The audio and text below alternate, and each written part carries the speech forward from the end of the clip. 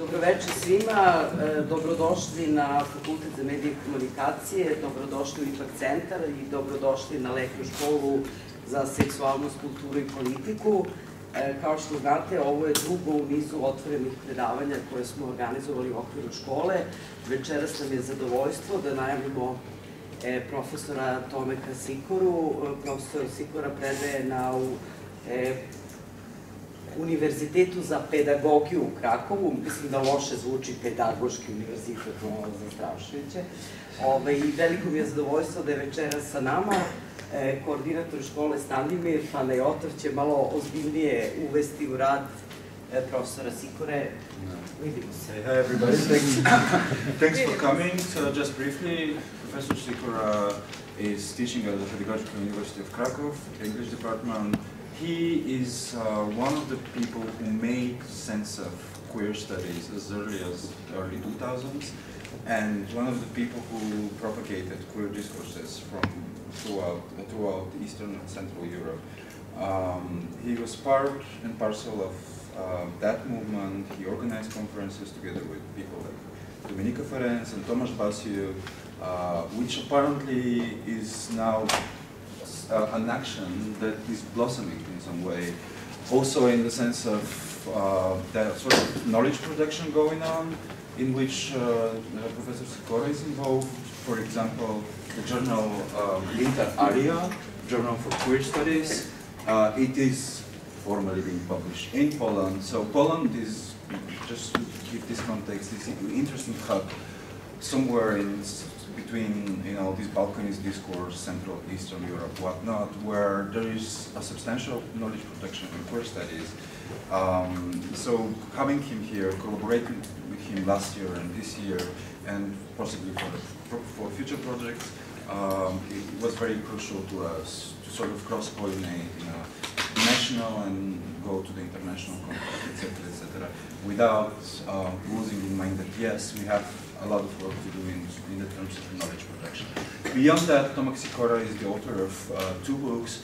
The first one is Virtually Wild, published in 2003, and his recent book is called Police Out of Rule, Transversal Readings in Canadian Film Literature, which is very freshly published. I highly recommend it, and I think that a lot of fresh material is coming up from that book in lecture, as far as I understand, maybe. Okay, so without further ado, the floor is yours.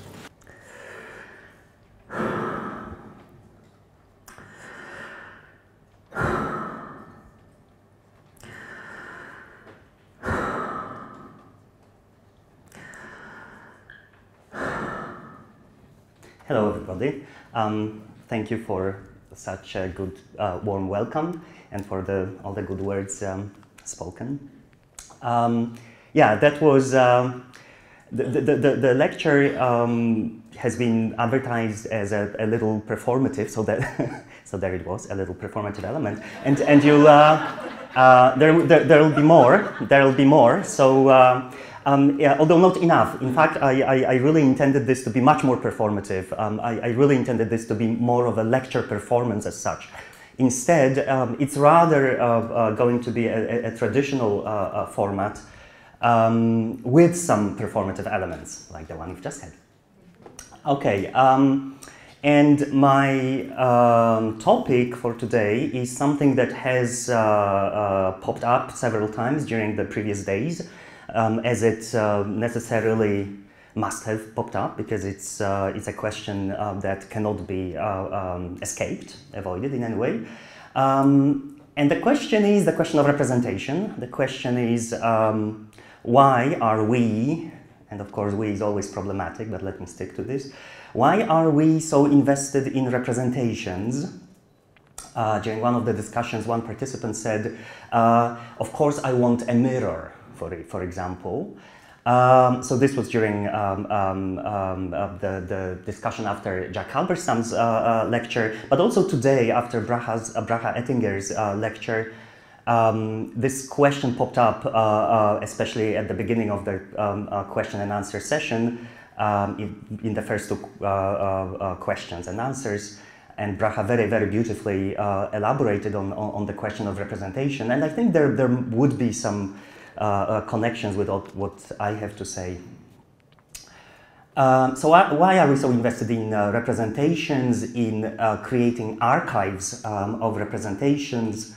How could we or should we relate to those archives?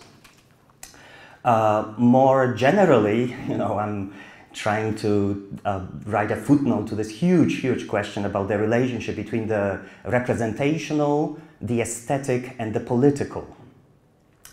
But also a question I will not perhaps address very, very directly, but which is also on my mind, and this is connected with this performativity that I want to sort of somehow propose. So another question that's on my, sort of at the back of my mind is, how do we perform our knowledge? Or in a different formulation, what's the aesthetics of our knowledge production? Or, still in other words, what knowledge and consequently what politics comes from the aesthetics of our knowledge production, or from the performance of our knowledge? So let me begin with something really simple that I thought, because later I will go into this strange theory. As a start, let's have something very concrete, a very concrete example of this huge investment in representation. Of course, there are so many available examples. Mine is a recent release of a short video that promotes the legal recognition of same-sex unions, civil unions in Poland. It's entitled "The Closest Stranger."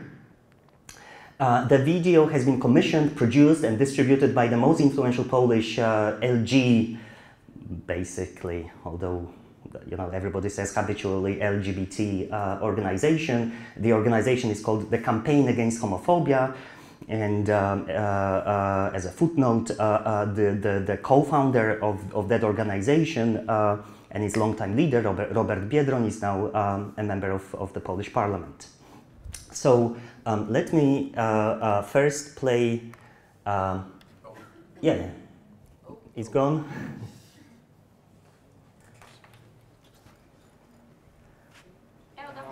Yeah, it's there. Yeah. Okay.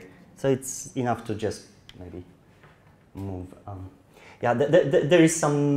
There's the English subtitles there. So it's not this one.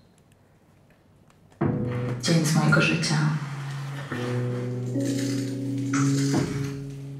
Budzę się z kimś obcym.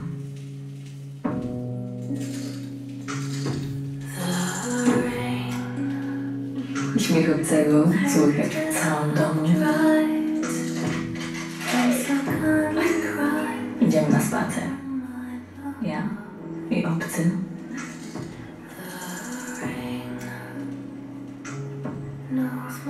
Jestem szczęśliwa.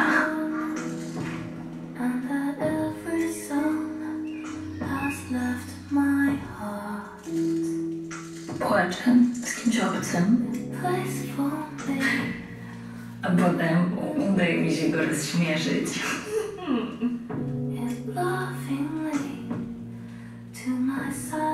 Modlę się z kimś obcym. Bawię się z obcym. Jestem zazdrosna. Ranię. Kłócę się. I godzę z obcym. A następnego dnia z obcym świętuję kolejną rocznicę naszego związku. W świetle polskiego prawa osoby żyjące w związkach partnerskich są dla siebie zupełnie obce. Zmień to. Wyraź swoje poparcie. Yeah, there it was.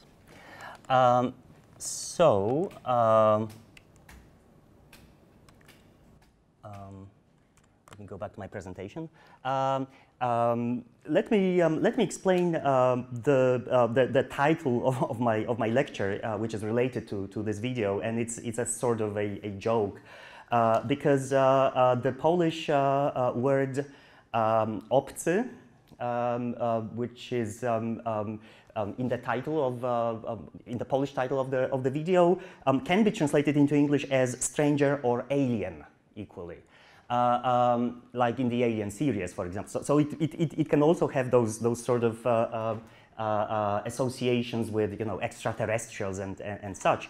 So that because the video is not very much liked by me and most of my friends, so we have this kind of joke about, you know, doing things with an alien, living with an alien, praying with an alien, and sort of, and so on. So that explains the title.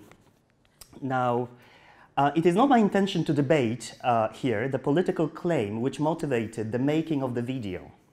I'm far from being a fan of the claim for gay marriage, but I can deal with the political and social fact that many people consider this an important issue, for whatever reasons they see. My reservations are, say, I mean, concerning the video itself, so I'll speak briefly about the video first. My reservations are ethical, and then, more centrally to my today's talk, aesthetic. First, let me notice, as you have, of course, probably noticed, that everything in this short narrative film is geared to this strategic goal of maximum normalization. The mainstream pastel sweet aesthetics, the overwhelmingly cisgender model of femininity, the youth, beauty, and able-bodiedness of the protagonist, the facial and bodily expression, the infantilization and sexualization of the woman of the protagonist, something that also a feminist critic has pointed out in one in her text. If you watched very carefully, you would have noticed there's a close-up on the nipple of the girl in the 3rd second of the video, which the feminist author has argued, Paulina Szkudlarek, has argued that it caters to the straight male gaze, especially. So there's also references to everyday activities that include, of course, praying together, but also big city club life, and more. The most conspicuous element of this normalizing technique, however, is the fact that for most of the video, the viewer is led to believe that the nice and normal narrator girl talks about a male partner. The masculine form of the Polish word for stranger or alien, obcy, strongly reinforces this message. So throughout the video, she uses the male form. The sexual difference that is revealed at the very end of the narrative comes into the ready-made, highly normative framework that reduces difference to the single issue, postulatedly non-issue, this shouldn't be an issue, of same-sex attachment, while claiming sameness in absolutely any other respect. This is difference castrated and cut down to the needs of a conservative neoliberal homo/heteronorm. Paradoxically, the gist of the campaign is not to persuade people to value and accept otherness qua otherness, but on the contrary, to make the presumably straight audience recognize same-sex love as not other at all. In other words, it is not difference that is being valued, but precisely the underlying sameness. Difference in this scenario is largely relegated to the area of a lifestyle or a consumer's choice, left to be increasingly colonized by late capitalism. It thus appears to be, to invoke Butler's apt and pretty well-known phrase, merely cultural, as if being cultural could really be separated from the structures of power and capital. This castration of difference to a merely cultural phenomenon affected under the neoliberal regime is what debilitates radical queer politics and points to the urgent need to repoliticize difference in such a way that it can no longer be operationalized by the apparatuses of neoliberal democracy. And so this is actually from a piece I wrote, so I just read this. Let me jump in a way and say that for today's talk, I want to invoke Deleuze and Guattari's conceptualization of difference precisely as an alternative, or we could even say as the opposite to the order of representation, recognition, and identity. So, for example, one author says, Cliff Stagall says, Deleuze's theory of difference challenges the traditional theory of representation, by which we tend to consider each individual as presenting again, something as just another instance of a category or original. And although this is perhaps not precisely, I'm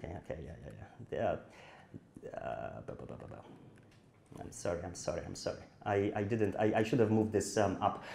This is not exactly sort of the best place for this quote, and plus it's actually in French, so I'm not sure how good you are with your French. I'm not good enough to make a fool out of myself to try and read it aloud to you. But I get it. And this is a quote from Beatrice Preciado, which I think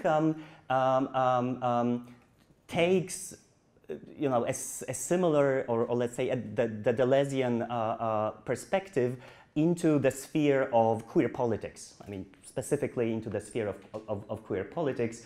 So basically she says there's not the sexual difference, there's a multitude of differences. I don't want to translate the whole thing, but basically those differences are not representable, they are monstrous, and they question or put into question the political regimes of representation, but also the systems of the production of scientific knowledge, normal normal systems of the production. Correct me if I'm wrong. What she opposes to those kind of normative systems is what she calls the politics of queer multitudes. But you can see that there is this language which goes, which sort of continues the philosophy of difference as the monstrous production of more difference, basically, or more differences, as opposed to this regime of representation and reproduction, which is as much scientific as, of course, that's a Foucauldian idea, as connected with knowledge production. Okay, let me go back quickly. Okay, so that was my second slide. So let me go back for a while to that video, to The Closest Stranger. It got hundreds and hundreds of comments on YouTube, many of which, as you can imagine, are pure hate speech and homophobia. But one was particularly interesting from my perspective. One user wrote, anonymous user, wrote, "The campaign is repulsive. I'm not surprised Poland is such a parochial country. There is this clear implication here that strangers, or aliens if you prefer, are worse than those who we form a community with. For example, the citizenhood of a given country. And this equals obvious xenophobia. We have to stop portraying strangers as somehow worse if we want to live in a modern society. I'm completely fine with the fact that my friend, possibly boyfriend, that's or girlfriend, is, for example, from Germany and doesn't have Polish citizenship. Although here it says he, I think. In Polish you can't avoid, of course, gender. He's still my friend, and I don't need any legal regulations. Obviously, if the friend was, let's say, a refugee from Chechnya, the situation would be different. So the author of this comment makes some assumptions, let's say, or forgets about other cases. But that's what he or she says. The idea of this campaign is quite opposite. I won't even mention the extremely cisgender model of the presented relationship because I'd have to write an essay. Now, the office of the LGBT organization, which posted it on YouTube, replied with this, sad face emoticon, that the author of the comment clearly misunderstood the message of the campaign. But I think that the truth is that he or she understood it, or Z, understood it much better than the creators of the video themselves, who cannot phrase their argument in any other terms but in those of ultimate familiarity, domesticity, recognizability, normalcy, naturalization, you name it. Despite its good intentions, the video is far from promoting any kind of, let's call it, xenophiliac openness to difference. It never admonishes its viewers to love the alien. As an aside, let me say a few words about the rather extraordinary word obce. Again, I've already said something, the verb form, obcować, carries the meaning of being present or in the presence of somebody, but it also, usually, it would be actually used in a sexual context, to have a sexual intercourse. And especially when you say, obcować seksualnie or cieleśnie, okay? Bodily or sexually. To be closest physically, thus the word suggests that to be closest physically is at the same time to be in the presence of a stranger or to become a stranger oneself. Also, the historical changes of the word's usage point to this uncanny interplay between being close, being present, being related to something, being common, communal. That's the usage in the 15th and 16th century.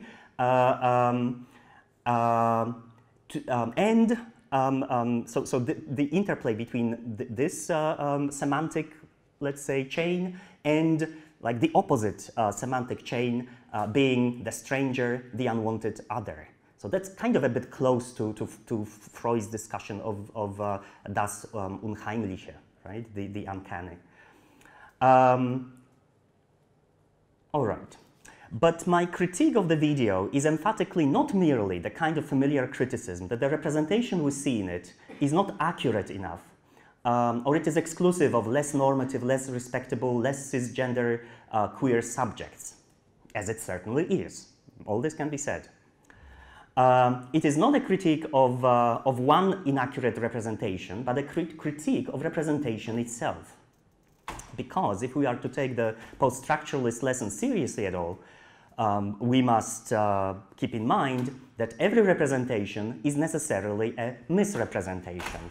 In other words, that all mirrors are distorted. So when somebody says, I want a mirror, okay, but remember that all mirrors are distorted. More inclusiveness in, say, media representations is not a bad thing at all. As long as we have to bear to live with the ubiquitous media. But then, paradoxically, the more we try to include, the more exclusions we inevitably produce at the very same instance. And this is sort of an early Butlerian insight, of course, or early queer theory insight. So say, I mean, a hypothetical situation that, for example, we first fight for some quota on the equal number of men and women in the parliament, then we want to sort of expand that and we want a representation of gay men and lesbians, so let's be generous, one gay man and one lesbian. Then we add some people who identify as queer but don't identify as gay or lesbian. Then what about bisexuals and then asexuals? What about transgender or trans people? And there's a big variety of trans people, as we know, etc., etc., etc. What about the exclusion of animals or things from the political realm, from the realm of political representation? So, to be sure, you may be much more clever and sophisticated about representation. You may say, of course, representation is a simplification, a reduction, a misrepresentation. But the point is not to represent accurately, but rather to create the conditions of legibility for certain political claims. And this is, as I read it, Tomasz Sikора's argument. Stanimir mentioned him, my colleague. I don't want to talk about this. This is too embarrassing. I'm sorry. You can ask me later. Here's a little quote from Tomasz Basiuk's also very fresh book, Exposures, American Gay Men's Life Writing Since Stonewall, which is very Rancierian as well. And this is what Tomasz Basiuk emphasizes. He says, Rancière has argued outside the context of sexual rights that in order to make a rights claim successfully, one must combine the rational argument for the claim with a metaphor that will render legible the situation from which one is speaking. So following on this argument, one could say that the video I showed you does not represent, of course, real lesbians. And it never meant to, but rather it invokes certain intelligible tropes through which same-sex civil partnerships may gain social recognition and win support, popular support, or political support. In this approach, it is not verisimilitude that one should look for in the video. Instead, the question is pragmatic. How do I frame my political claim in aesthetic, affective, and intellectual terms such that the claim gets a chance to be heard and recognized as legitimate? To be sure, an essentialized collective subject, LGBT people, let's say, is needed for the claim to be made. Such a subject is both presupposed and actively created through the representational, through such representational operations. The important thing, from my perspective here, is that the political subject is a function of the representation. Or if you want to push it even one step further, the real political subject of those claims is none else but the representation itself. Now, all this investment in representation that I've been talking about, or I have illustrated with the video, for example, in its multiple senses, because of course there's the political sense and there is also the, let's say, more artistic sense, or representations in the media, etc. All this investment in representation continues in social life, let's say, despite what some people call a deep crisis of representation. As Jesse S. Cohn puts it, for example, invoking Frederick Jameson, quote, "In our time, Western thought has fallen under the shadow of an all-encompassing crisis of representation that calls into question the relationships between our concepts and the truths they are meant to denote, our images and the realities they are supposed to depict, our institutions and the interests they are supposed to serve." End of quote. And obviously, I mean, you know, I guess that one of the most frequently repeated political slogans recently is "not in our name." Or when you think about the such social movement of protest as, I don't know, Occupy, the Occupy movement, then there's quite a lot of sense that, you know, people don't feel represented, or maybe they don't want to be represented.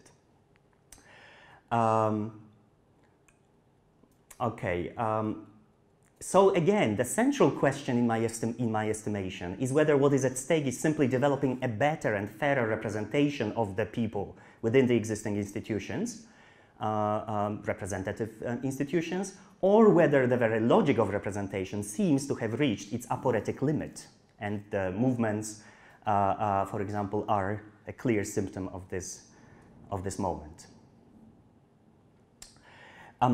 Or, if you let me rephrase the question, is what we need more accuracy, more realism, more mimetic faithfulness in how social reality is represented in the structures of power or in the law? From minoritarian perspectives, more realism may seem to amount simply to more diversity and less exclusion from the realms of representation. But then this clearly requires a parametrization of what I like to call, after Hart and Negri, social flesh, a stabilization of the parameters of difference into manageable units or constituencies, a cutting up of the finite cake of sociality. This arguably must lead to more regulation and more surveillance, because we need to calculate the fair share of the cake for each legitimate sector of the population. The horizon of such thinking is the situation in which everybody And yes, there's already claims that not only everybody, but also, you know, what about animals? What about things?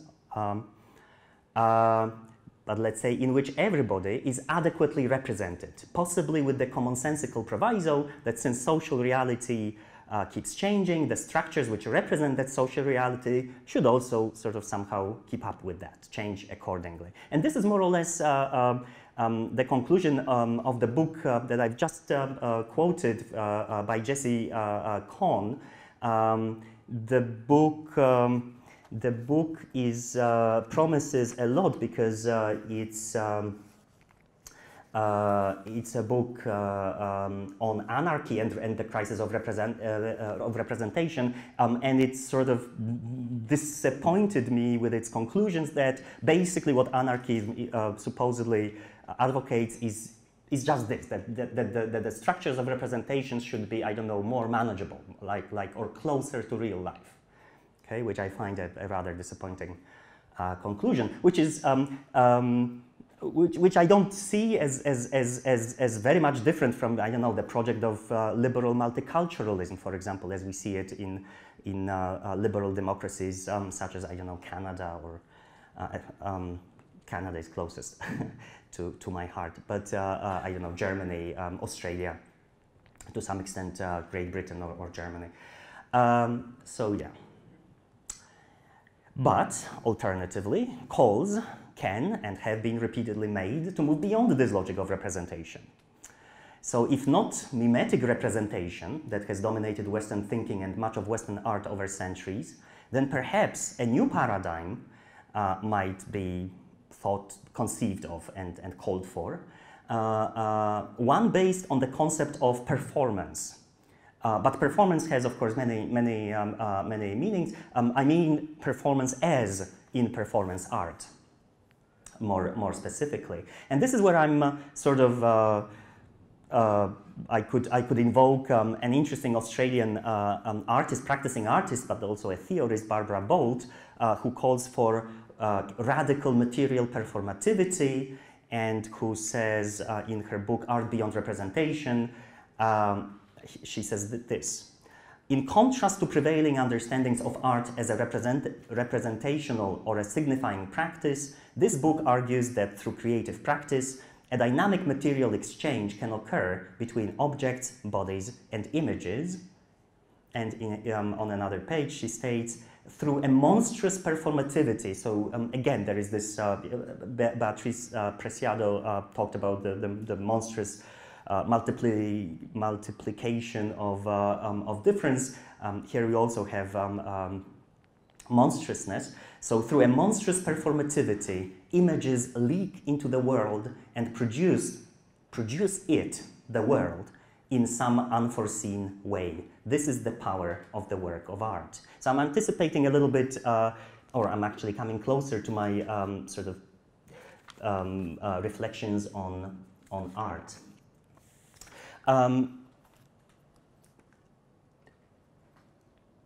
Right. So since I talked about performance art, let me refer to a performance by a young Polish artist, Przemek Branas.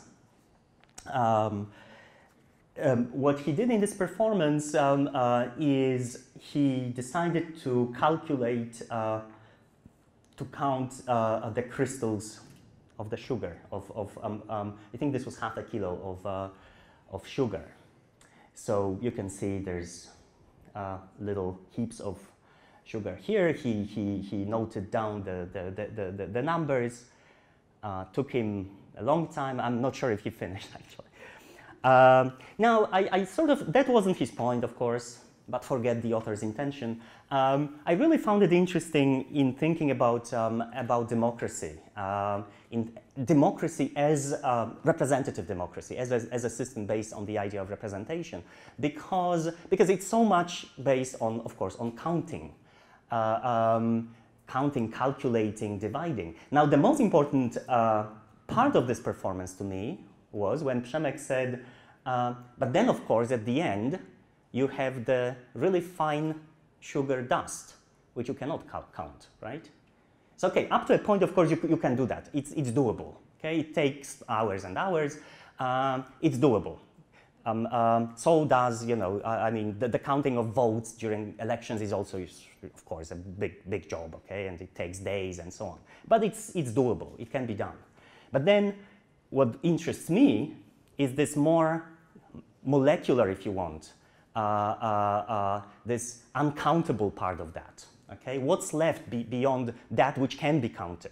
Okay, what happens to that? I mean, how can we think this in terms of the political? Not to mention the fact that another crazy idea I had about this performance is that, of course, especially in terms of you know, the molecular level, if you melted this, dissolved this sugar in some water, and then recrystallized it, obviously, I don't know, you'd get probably a different number of crystals. Plus, the molecules would, of course, travel around. I mean, you know, the individual crystals would not be made up of the same, precisely the same molecules. So, so somehow this performance made me think of this relation between countability, you know, the parametrization that I mentioned before, okay, on which the regime of representation is based as a foundation for modern democracies and sort of the mainstream forms of politics. Okay, I'm not going to go very in a detailed way into questions of mimesis. I've used this word before, and of course this sort of calls for a more thorough consideration of you know, the long history of thinking about mimesis in the Western world. Let me only mention in passing that I'm sort of trying to think mimesis as meaning two things. There's one thinking of mimesis which is within the logic of representation, which means which is basically about the relationship between the original and the copy. But there's always an original, okay? And there's a series of copies that relate better in a better way or worse way to the original. So, for example, when some people saw my dreadful poster photo, and they said, "Oh, you're so unlike you. I mean, you're not similar to yourself in that poster." Okay, so that means, so there is this kind of real me, my real image that any poster, any photo will be related to. But then there is, you know, I'm trying to think mimesis also in this sort of slightly different way, which is connected more with the kind of biological concept of, not only biological, but it's important in biology too, the concept of mimicry, okay? So imitation is maybe the imitation of the original by a copy, but imitation can also be very, very horizontal. People imitating each other, people acquiring certain, I don't know, phrases, words, ways of behavior, gestures from others, ways of thinking. And then, of course, this is a very different kind of movement, more about transmission. You know, the movement of transmission is actually the logic of contagion, okay?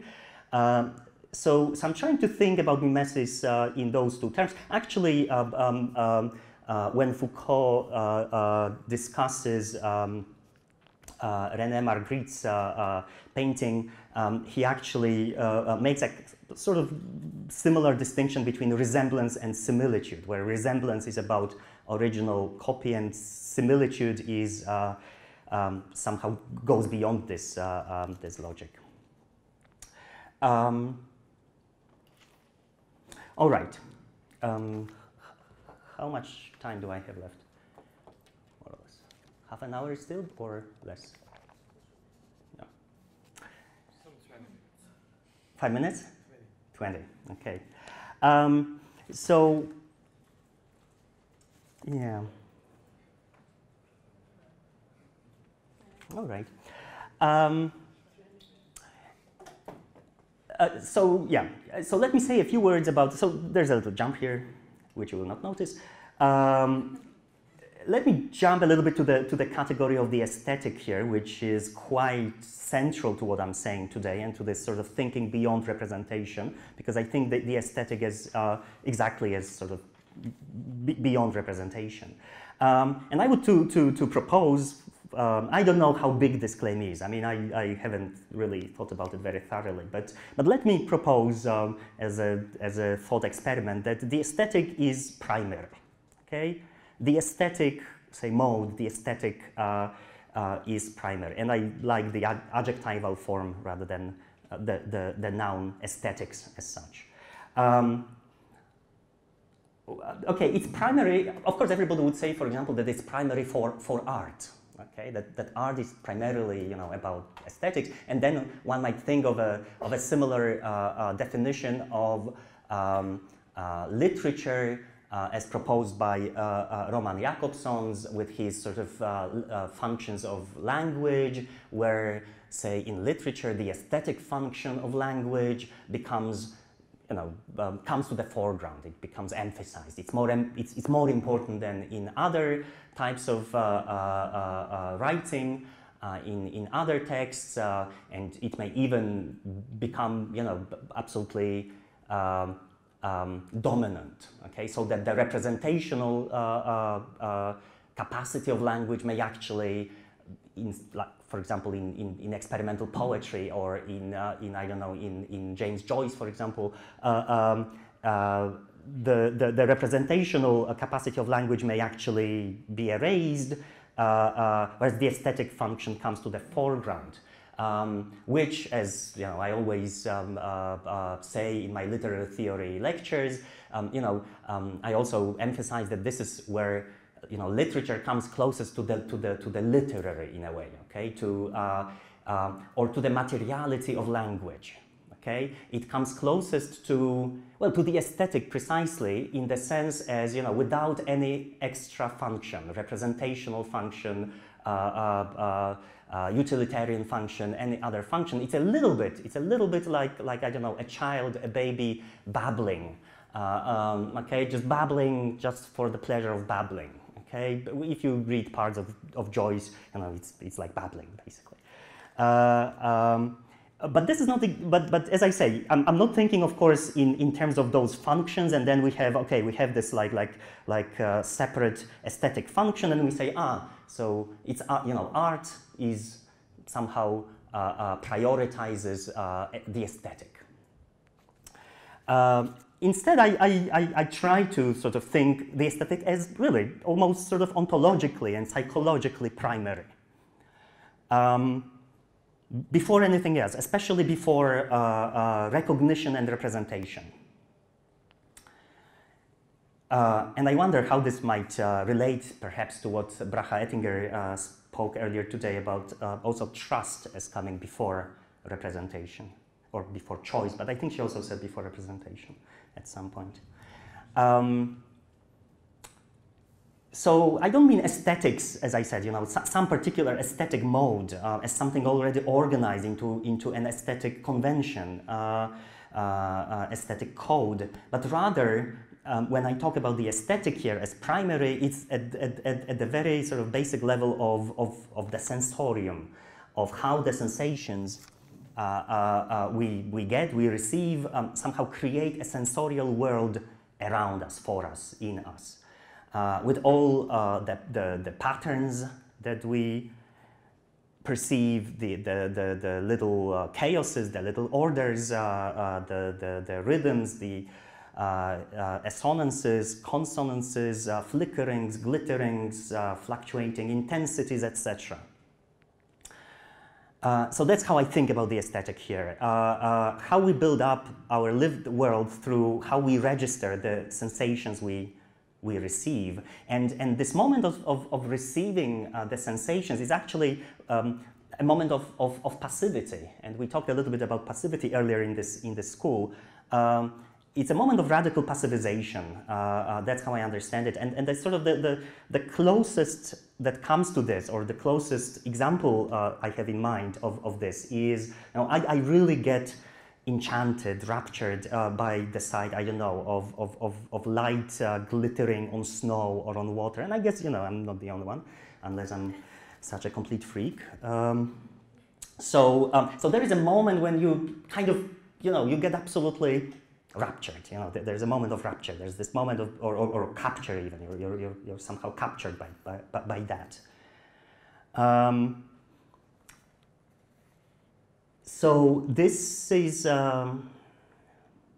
So basically, my proposition is that this the aesthetic understood in this way goes beyond representational and signifying regimes, even if later this aesthetic experience is subjected, co-opted, captured by those representational and signifying regimes. And the aesthetic I also see this as a pretty universal category, in the sense that, I mean, you cannot think of something that does not have an aesthetics. I mean, anything. Of course, we habitually make a distinction into, I don't know, the aesthetic objects of art versus, non-aesthetic objects, which may be utilitarian, you know, or whatever, you know, a family photo from a holiday, a technical drawing. But of course, you know, rubbish can be aesthetic, and of course, a lot, you know, there is trash art and so on. So anything can be made into, or actually anything has this aesthetic potential. There's this famous opening scene of, I think it was The American Beauty, with a plastic bags kind of dancing in the wind. Okay, and I also understand the aesthetic as through intensification. Okay, or through intensities, that is, through the intensity of being affected, the ability to be affected. All right, so I've already said a few words about my understanding of art, so let me repeat and emphasize that art, to me, is one of the occasions for articulation beyond representation, because usually we probably tend to conflate the two. We tend to think about articulation in terms of representation, and I think that they can be separated, and art is one of those instances in which the two can be actually seen as separate. Art is aware, as I said, that everything is aesthetic, and that everything can be made aesthetic, or the aesthetic may be teased out of everything. So in other words, art is this kind of practice, social practice, that does understand the aesthetic as primary. And also art opposes, as much as it can, the massive production through myriads of representations, the production of knowability, legibility, representability, recognition. And even if art uses representation, as perhaps it must, some people, or maybe most people would say it must use, I mean, it cannot do it completely without representations. It uses representation precisely with a view to questioning the representational regime from within which it must work. And let me give you an example. I mean, this is, you know, again, the most obvious example one can think of, probably. The very famous painting, one of the series of paintings that Jasper Johns, American painter, did of the American flag.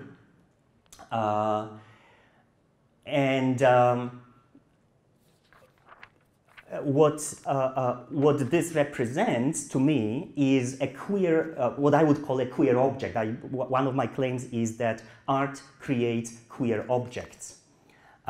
Queer objects that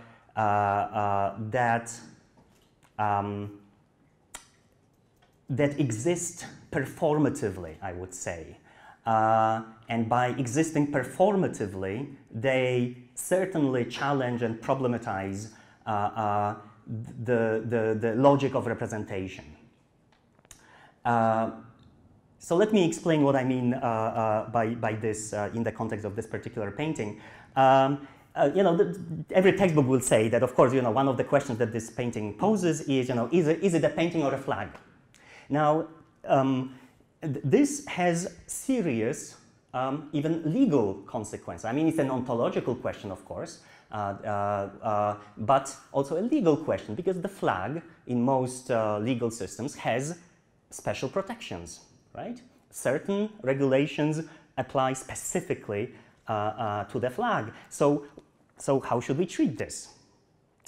And what, so if we think about the logic of representation, it's completely queered here, because, the flag in itself represents, okay? It's one of the ultimate examples of representing, okay? The flag represents the state, the country, the people of the country. Then we have a painting, which what? Does it represent the flag, or, does it also represent the country then? If it's, we recognize the pattern, certainly, we know it's a flag, but, what does it represent really? In this way, I think, Johns exposes the arbitrariness of the chain of representations. Representation of a representation of a representation of something. So at some point you cannot really think about in terms of original and copy. So after you look at this painting or other paintings from the series, again, how do you look again at the real flag?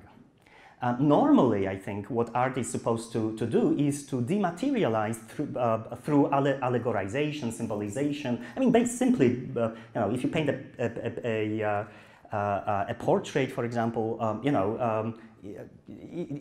it's exactly in the logic of representation that the person is not here, the materiality of the person is not here. You have the representation instead. So somehow there is this kind of dematerialization of an object that may be happening in art. Here it's the other way around, I think. The flag represents, of course, but Johns's painting does not so much represent as it materializes. It precisely brings the flag back to the level of a material object, rather than a symbol, a referent. The flag finally becomes a proper thing, even though paradoxically this happens through an act akin, not so different, from drag or forgery.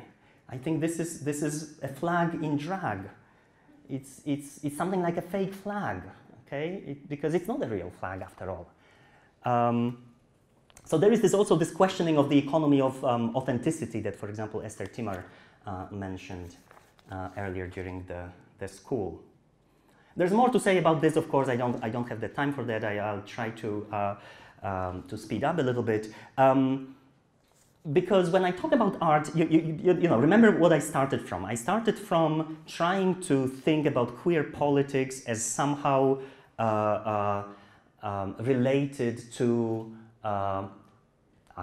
artistic practices, and within those artistic practices, what I'm particularly interested in is exactly what escapes the logic of representation, because something always does.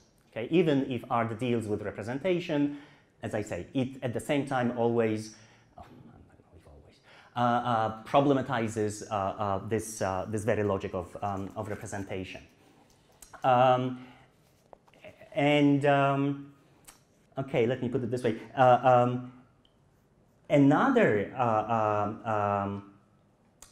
Okay, so when we think about art and articulation and representation, and this also has come up earlier during the school, there's also the question of being heard. Okay, so it's not only the question of this act of articulation, actually, or of this artistic practice, but it's also, of course, the question of who's going to hear us.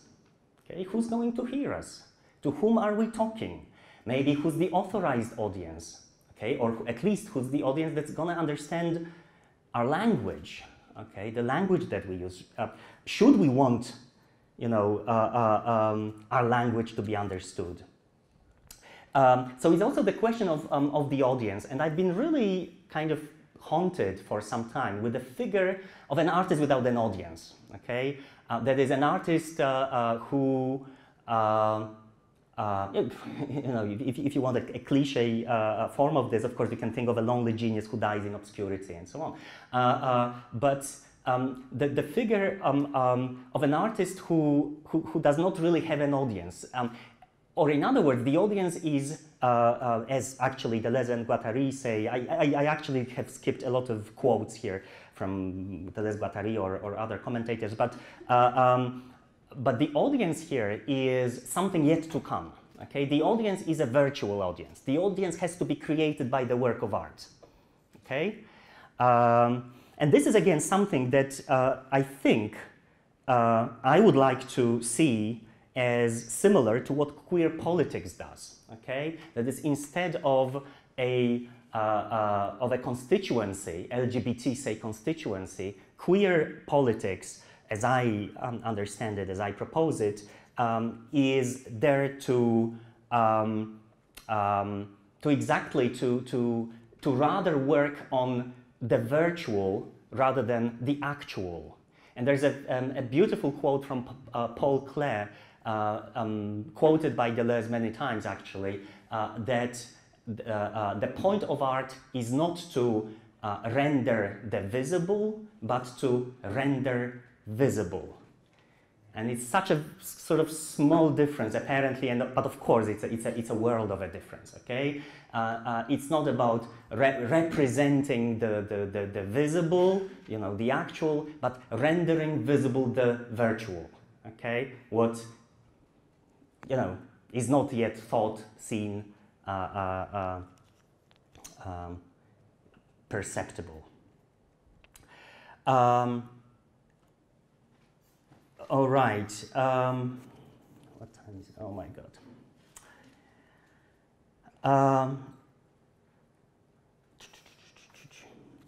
So yeah, there's something you can read also if you're interested in. I basically, the main point, let's say, of this argument, I think, is contained in my abstract. This connection between what queer politics does as a politics without a people, as a politics, without actually a constituency. And again, this is a concept I have borrowed from Deleuze and Guattari, and what a modern artist does, when he or she has to create an audience. Okay.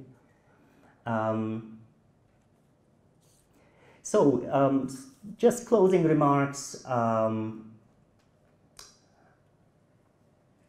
So my argument is that, to put it simply, that there is something intensely non-representational or even anti-representational in art, even if art has to deal with representations. And this anti-representational element, let's say, dimension, is what I see as the aesthetic, okay, which escapes representation. And the aesthetics, in turn, I define through the force of affection, the ability to be affected and to affect. In other words, art could be defined as an actualization, even if only ephemeral, of virtual relations, flows, positionalities, affects, and knowledges. To be sure, even the most anti-representational work of art will be eaten up by regimes of representation and signification. Still, there is something essential and irreducible that goes beyond representation. While politics, as we know it now, the realpolitik, seems to be entirely confined to and geared to the logics of representation. And to invoke Jack Halberstam's nice phrase, the title of his book, The Queer Art of Failure, which actually includes art as well and is partly about art. The queer art of failure is perhaps best exemplified precisely through art. That is, it is when art fails to be effectively digested by representational regimes, when it fails to create an audience, complete with legible communication techniques. It is then that art truly succeeds as art, precisely as art, which has nothing to do with the success of the artist, of course, who dies in obscurity, as I said. So yeah, also Bracha Ettinger today spoke very nicely about also about the logic of representation as being very circular, and she said that it always comes back, you know, that the representations are always come back to reinforce the subject. So I think I would sort of extend it to say that in this circular movement, representation seems to demand a sort of loyalty. It demands its